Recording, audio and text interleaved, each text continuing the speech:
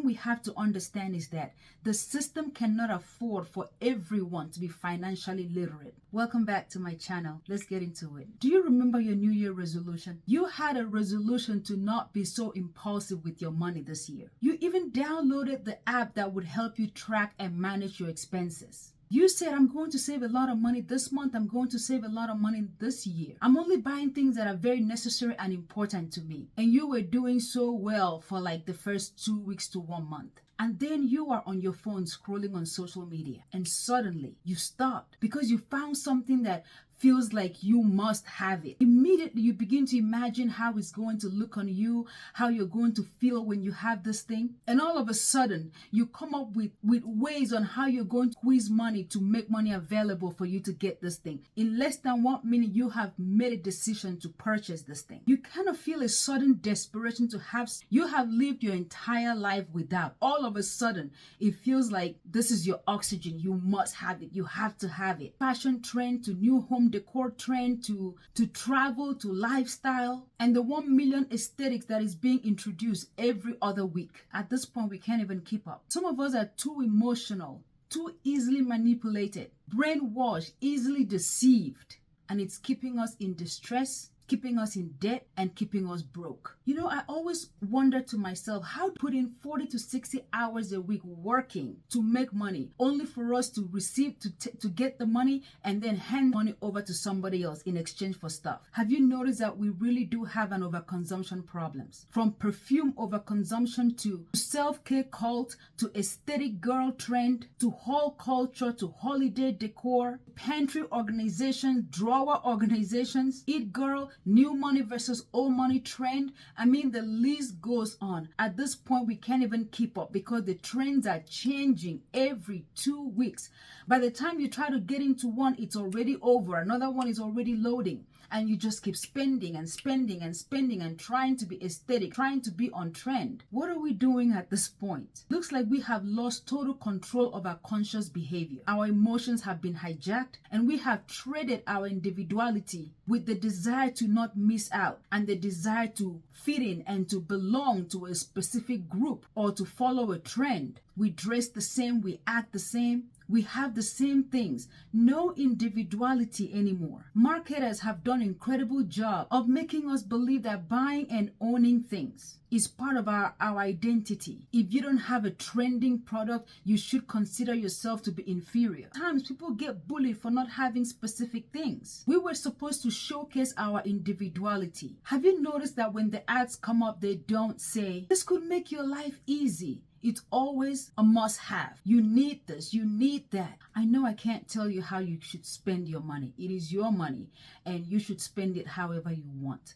What I can say is that it is a better advantage if we spend more money to buy freedom of time, freedom to do things that you really love with people you care about. One thing we have to understand is that the system cannot afford for everyone to be financially literate. Have you noticed that the more money we spend, the more the economy booms? The economy is slow when we don't spend any money. What does that tell you? The system thrives when we spend money. The system thrives when you lose money to the system in exchange for things, because the system needs your money to thrive, and it needs you working for as long as possible with very limited time for yourself or for your family or for the things that you enjoy doing. At what point are we going to understand that we can no longer go on like this? We buy way more than we bought 20 years ago, 50 years ago. We spend way more than we did. However, at this point, we are poorer and more broke than any other generation, in spite of the abundance of money that is in circulation. We have more debt in our lives than money and investment. We see fulfillment in stores and online, gamble our future away in exchange for things. I'm not saying that we cannot spend our money and we can't buy things. What I'm saying is that as consumers,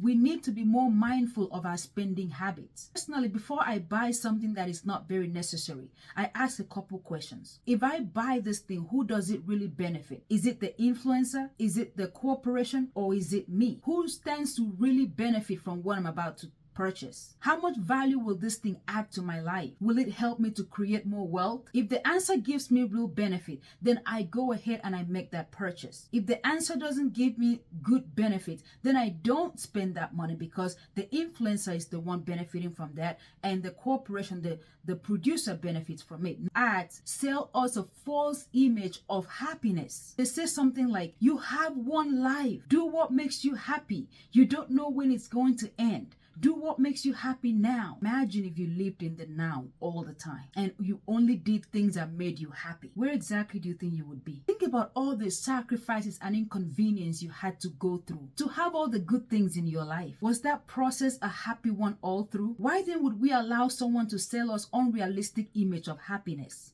That you're supposed to be happy, especially when you're spending money. Nobody's happy all the time. We know that. And if you try to be happy all the time, you are going to be broke, you're going to be poor, and you're going to be very unhealthy. Do you think teachers are happy taking care of rude and disrespectful children? What about you? Are you happy going to work? Some of us have 2 to 3 jobs. We take on crazy tasks, crazy hours, taking orders, being yelled at, tolerating disrespect. Be happy when we endure the stress of running a business, sleeping for just 4 hours a night because you have to be at work. Why then do we allow someone to emotionally blackmail us into do what makes you happy when it's time for us to spend our hard-earned money? Check this out. When it's time to work for that money, you don't see anyone telling you do what makes you happy, because they know that if they told you to do what makes you happy, you would be on the couch watching Netflix and eating. That's what I want to do. That makes me happy. If you did what makes you happy when it's time to work, you will be broke and homeless, and they won't be able to get any money out of you because you won't have any money. When it's time to make money, they don't tell you to do what makes you happy. Guess what they say?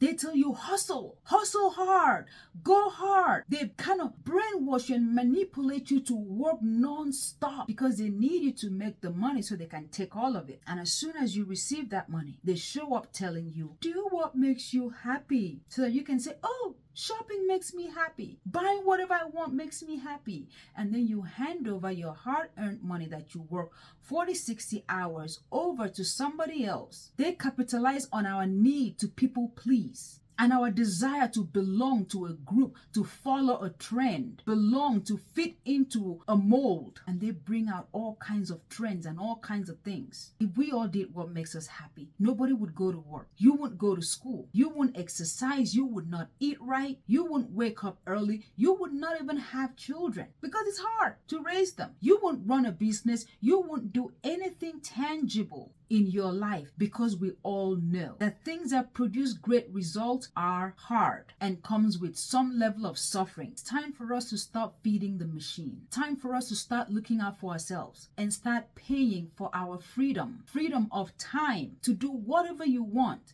Freedom of money to have an amazing life. Do the things that your 60-year-old self would thank you for. Make the decision that your older self will be so grateful that you made those decisions now, because you don't want to be old, broke, and going to a job you hate. It's a horrific combo. So take these few steps to look out for yourself, to create balance between how much you spend your money. It's okay to still buy the things that you want, but take these few steps to create a balance. Number 1, pay yourself first by investing in yourself. Always pay yourself first. Number 2, set spending habits. Take care of your needs. Fund. Have your savings, and then have your investment, and whatever is left, when you're done with all of those important ones, you can now spend and do whatever you want to do with it. So have a budget for yourself. Define what success is to you, not what the social media tells you is success, not what you see influencers doing, not what you saw somebody else do, not